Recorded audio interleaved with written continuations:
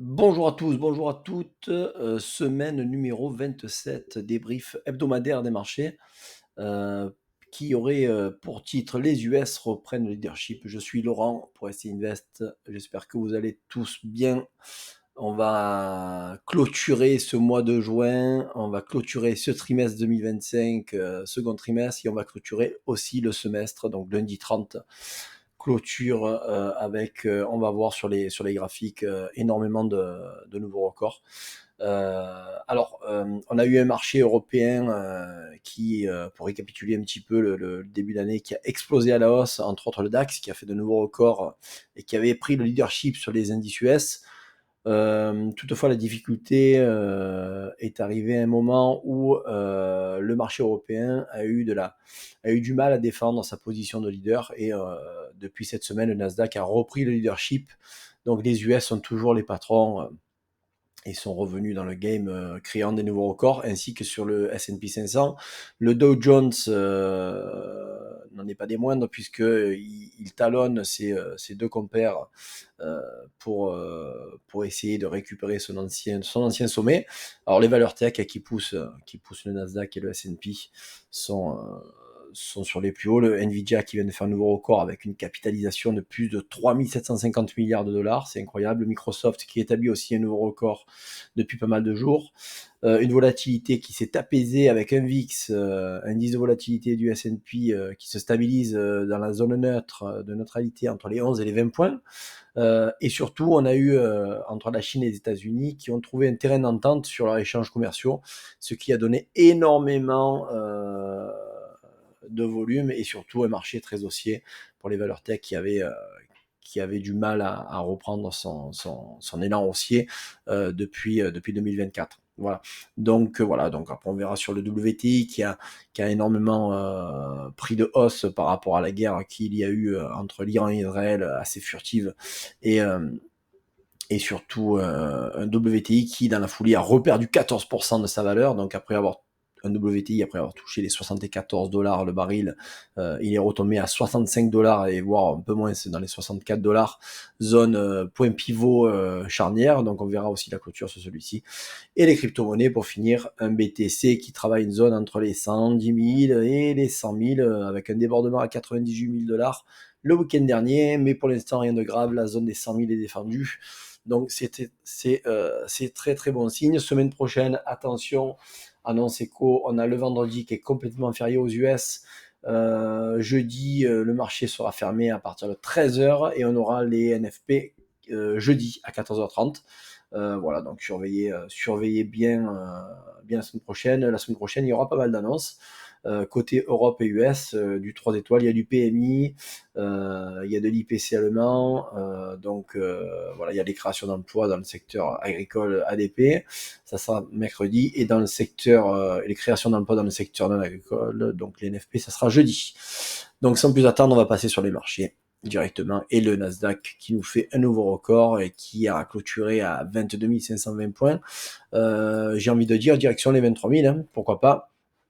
On a énormément de volume acheteur avec une clôture hebdomadaire sans précédent qui a bien perforé son double top qui avait été créé au mois de février 2025 suite à la chute de Trump. Donc bon, voilà, là pour l'instant, on voit que le marché a repris son leadership.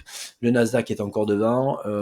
Difficile, sinon impossible de dire devant le Nasdaq à part d'une annonce ou d'un fait géopolitique un peu plus dramatique, mais toutefois le Nasdaq est promu à repartir et à créer encore des ATH. Donc je pense que les 23 000, on devrait sensiblement peut-être y arriver. Je dis pas cette semaine, mais pourquoi pas.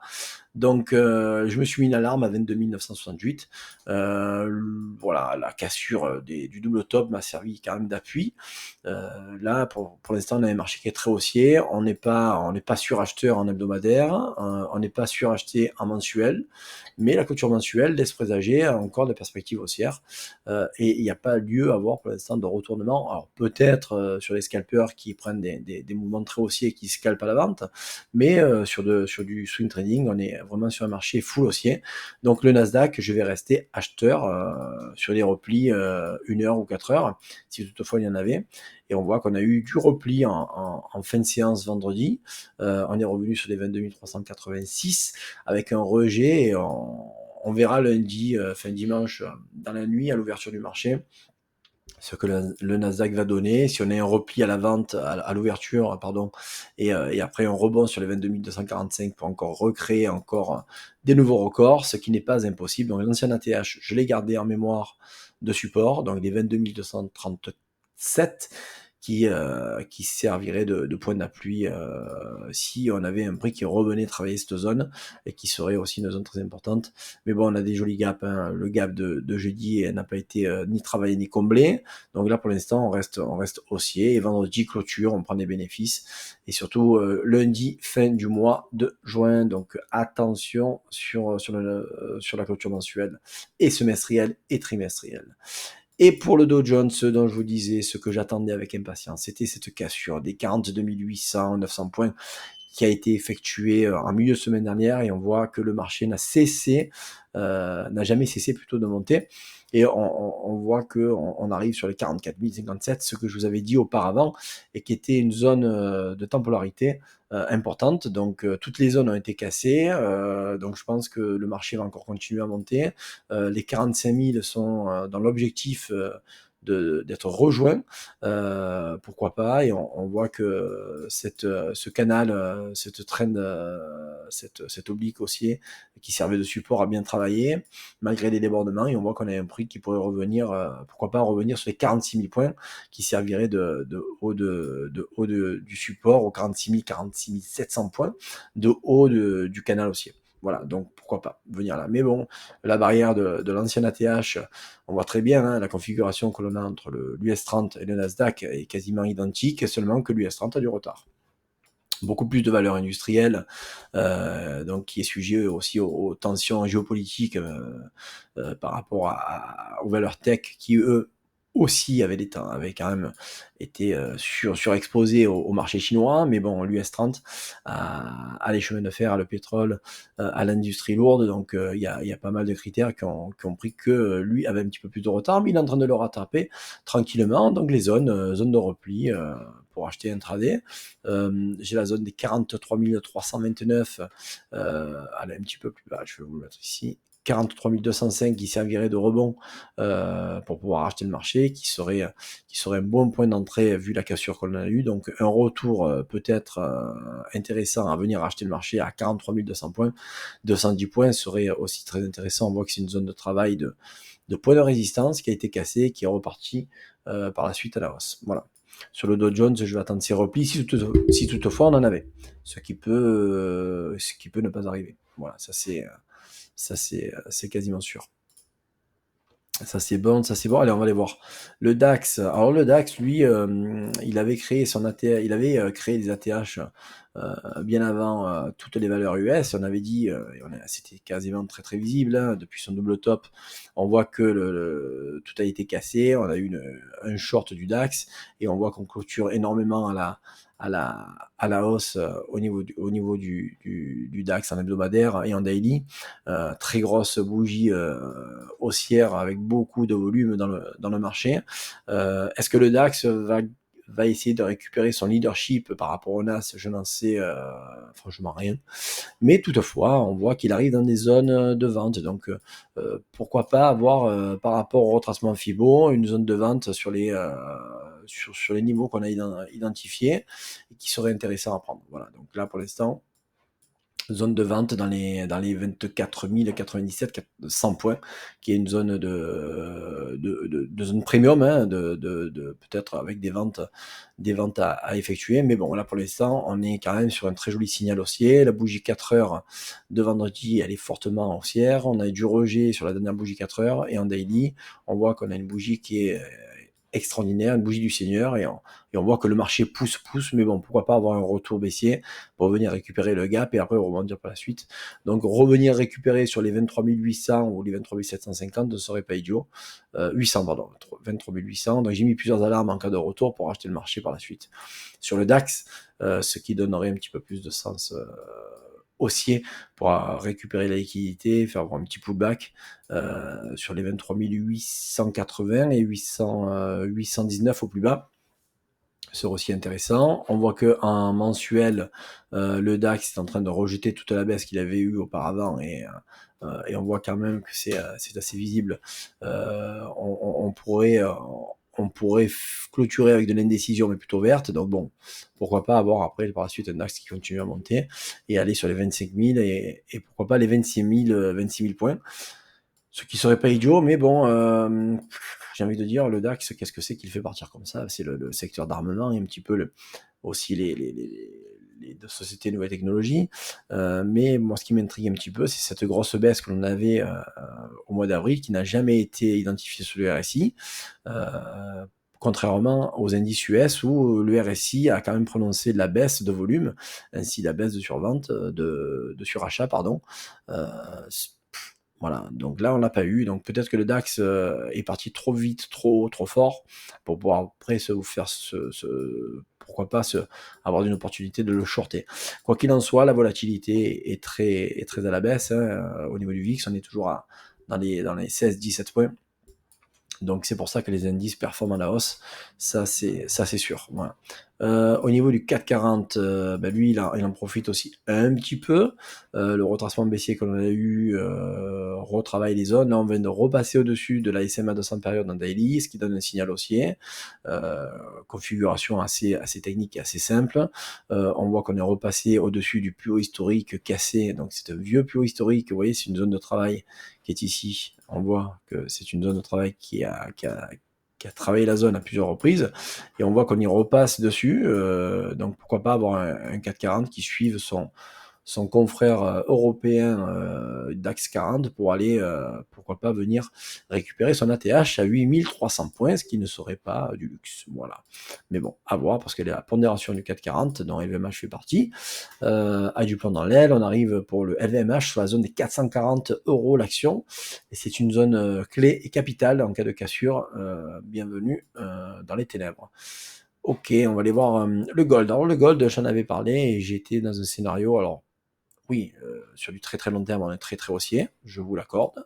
Toutefois, il y avait une option en cas de repli et de vente, ce qui est en train peut-être de se passer, de revenir sur les 3000, sur les 3000 points tout rond et les 2990-80, zone d'OB que j'ai gardé sous le coude. Pour moi, il n'y a rien qui est invalidé, tant qu'on n'a pas cassé l'ancienne ATH, on a un gold qui est en train de s'essouffler, et là je suis en train de voir que au niveau du RSI, regardez bien, on est en train de passer en dessous des 50%, donc ça pue la baisse.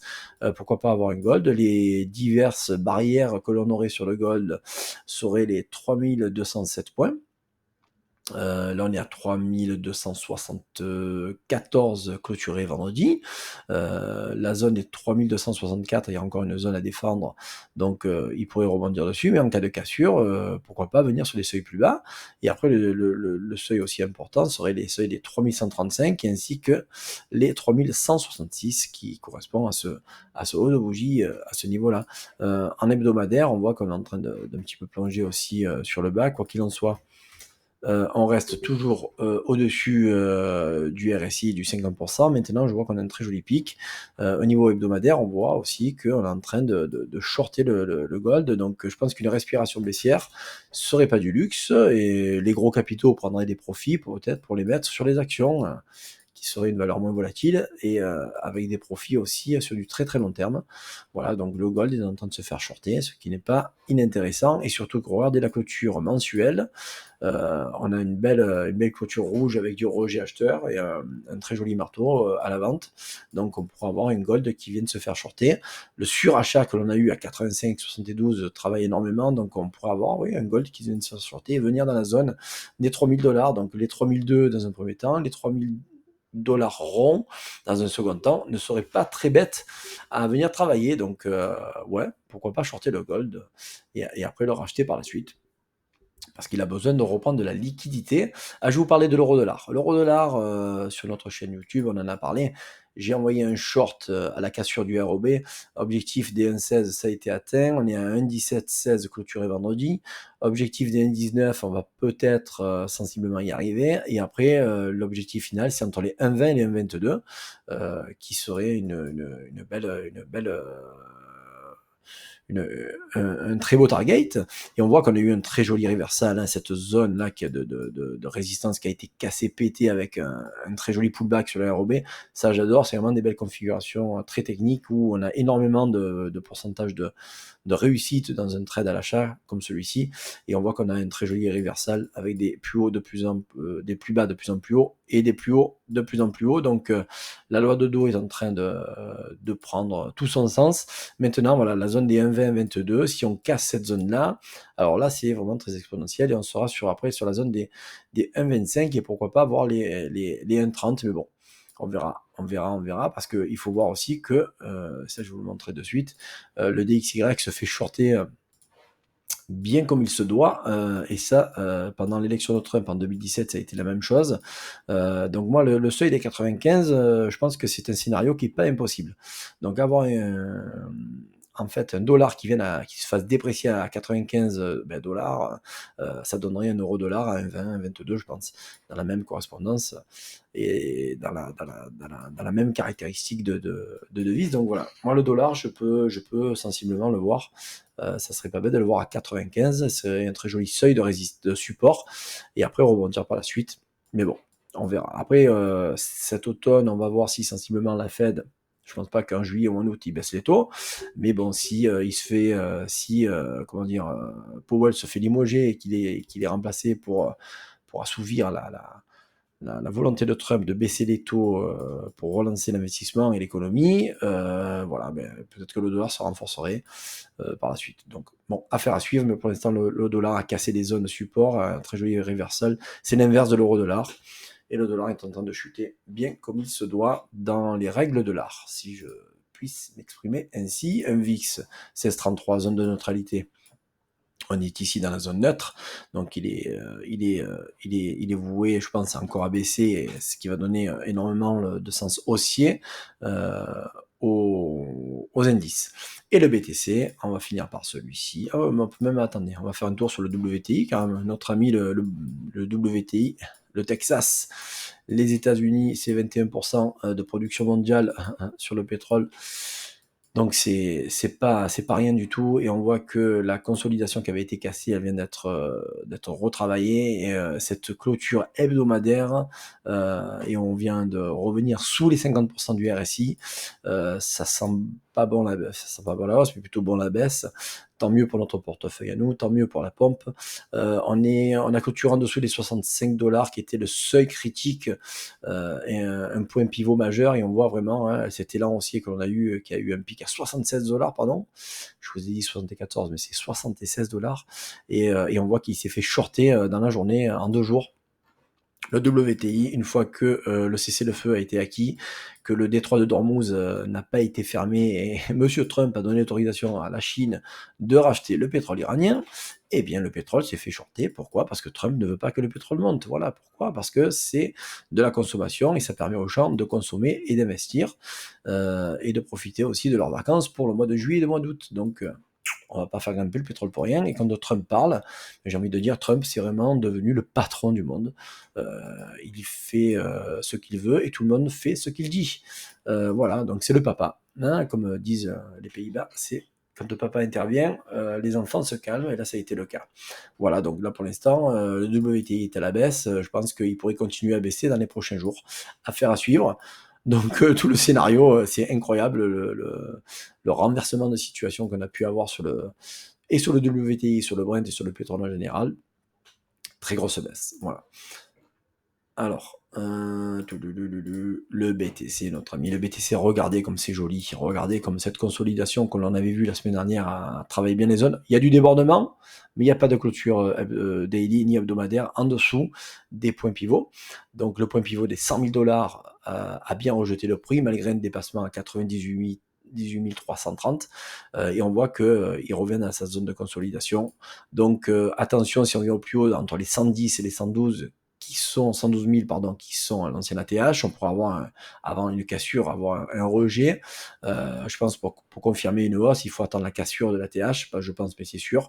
Et après, direction les 120 000 et les 130 000 pour le BTC. Là, pour l'instant, on est dans un milieu de consolidation, donc ni j'achète ni je vends. J'attends les bas et les hauts pour, à la limite, travailler des trades intraday ou scalper ou scalping.